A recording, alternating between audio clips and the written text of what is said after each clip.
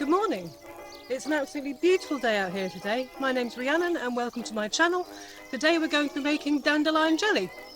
So originating in eastern France under the name Crémiotte, dandelion jelly really became popular in Britain during rationing during World War II. So this is a really simple recipe. You only need 4 ingredients. Dandelions, lemons, oranges and sugar. So, without further ado, let's go and pick some dandelions.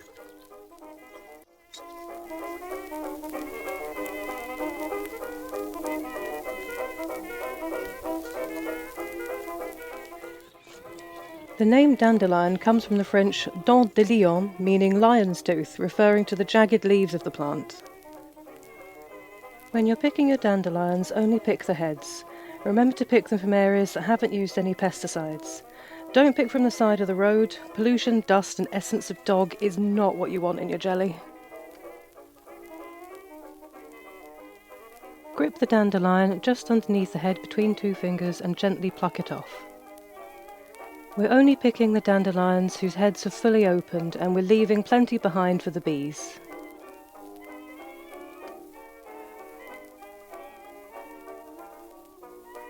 Keep an eye out for bugs while you're picking. If you see any on there, just give the head a little shake and they should fly off.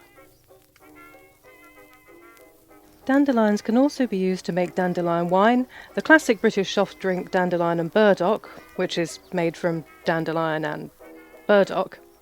And you can use the young leaves in salads. They have a lovely peppery flavour.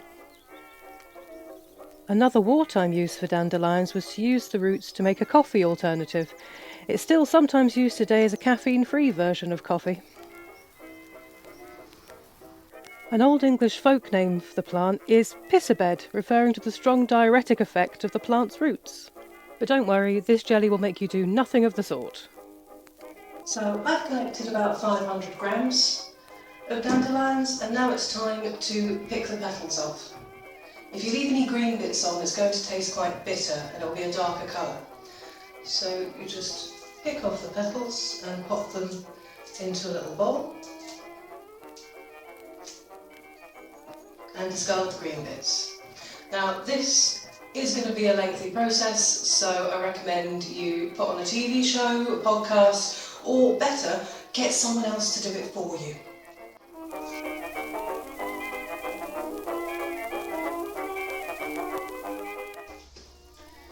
So, 1.5 episodes of Pride and Prejudice and some very stained hands later, we have our separated petals. You can put these just in the compost bin, they won't sprout because they haven't got any seeds on them. So, take a large pot and add in your petals.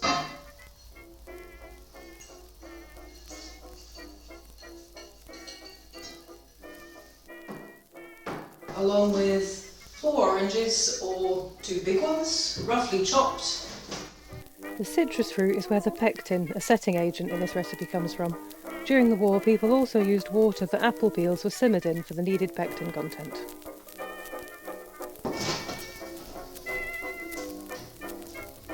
And 2 lemons.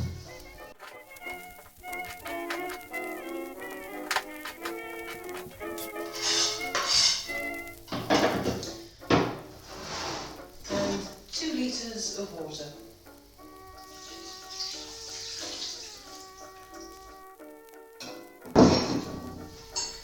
Pop that on a high heat very occasionally until it reaches a boil, then reduce down to a simmer and leave it to go for an hour to an hour and 15 minutes.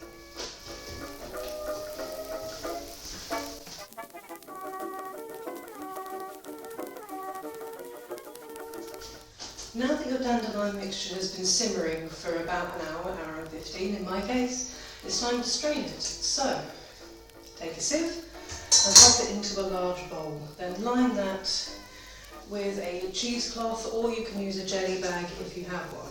I don't. If you don't have a cheesecloth either, you can use a tea towel, but make sure it's clean and make sure it isn't textured, otherwise all the bits will stick in it. So, then you just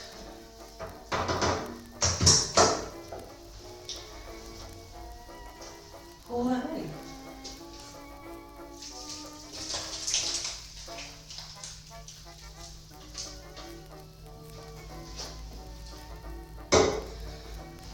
So if your bowl's deep enough, you'll be able to just leave it like this, but mine isn't. So I gather the corners together to make a little bag.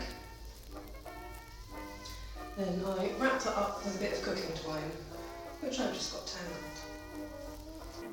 Oh no, you don't worry, I'll cut this bit out. Then wrap it up tightly.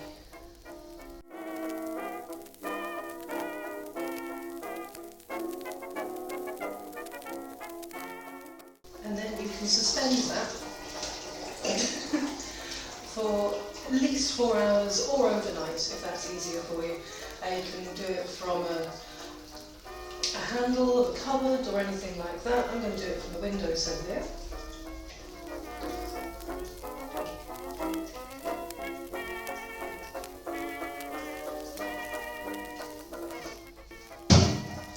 You can squeeze this to speed up the process, but it will make your jelly cloudy.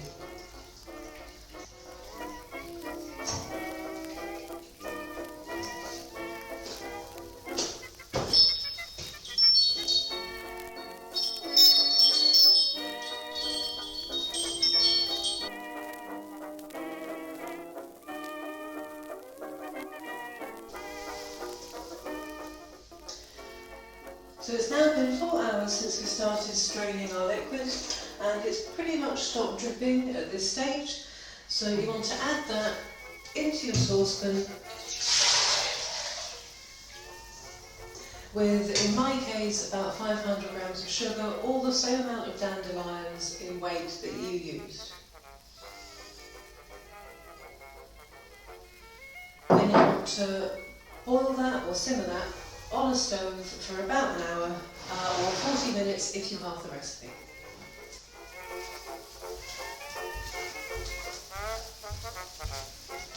So it's been about an hour and 10 minutes since we started boiling, and it's now reached a set point. A good way that you can tell is if you put a plate in the freezer and then it doesn't shift very much when you put it onto a frozen plate.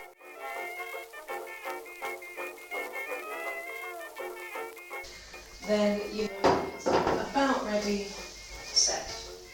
So we've got these 2 sterilised jars here, and we're going to probably fail to pour them in neatly.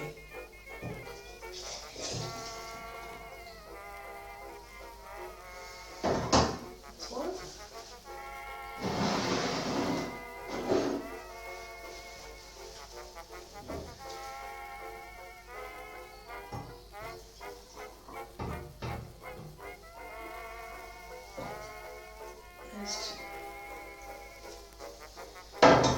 You can see it's this lovely amber colour. So you need to leave that to rest for just until it cools down, so about 12 to 24 hours, and then it should set into a lovely jelly. If you're trying to preserve this for any length of time, you can water seal it. But since I don't think it's going to last very long in this house, I'm not going to bother. So, thank you very much, and I'll come back to you when we taste this stuff on some toast. Bye.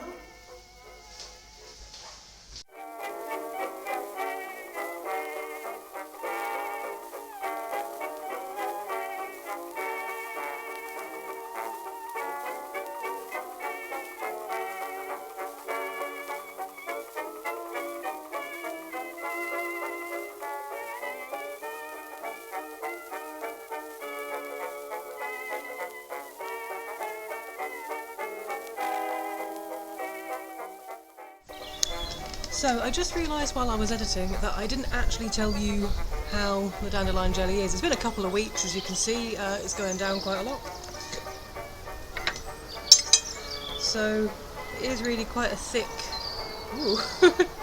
gel consistency.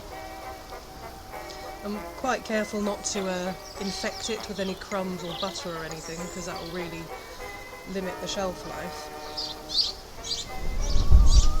Oh, it's just started to drizzle on my lunch break, because I thought I'd just take a couple of minutes while I was editing to actually get this bit done. Oh. This is really, really nice. Also, you can put a spoonful in hot water with a bit of lemon, and it's a lovely drink if you've got a bit of a cold. So,